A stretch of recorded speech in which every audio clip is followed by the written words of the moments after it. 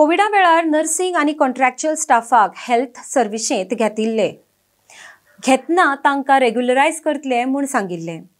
वेळा वेळार तांचो पगारूय वाडयतलो म्हूण सांगिल्ले, मात तशें जाल्लें ना। हे प्रश्न घेवन नर्सींनी आमदार विरेश बोरकर हांची भेट घेतली।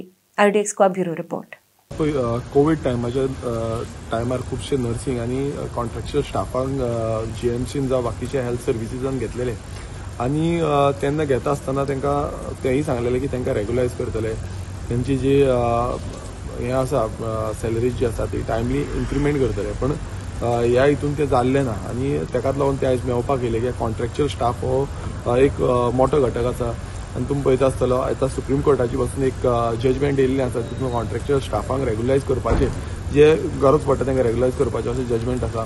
आणि त्या हितून खंय ना खंय हांकां जे कॉन्ट्रॅक्च्युअल स्टाफ आसा जावं कोविड टायमाचेर कोविड वॉरियर म्हणटा, तुम्ही पळयता की चीफ मिनिस्टर सदांच म्हणटालो की कोविड वॉरियर जे आसा तांकां आमी पयलो सपोर्ट करताले, पयलू तांकां आमी रेग्युलायज करताले। तशेंच हेल्थ मिनिस्टरानूय स्टेटमेंट केल्लें आसा हेचे पयलू। तशेंच PMन प्रायम मिनिस्टर नरेंद्र मोदीनूय स्टेटमेंट केल्लें की कोविड वॉरियरांक पयलू प्रायोरिटी दिवपाक जाय म्हणून। मात अशें दिसून येता की ह्या सरकाराक ते कोविड वॉरियरांचे पडलेले ना आणि तेकाच लागून तांकां अशेंच दवरल्या।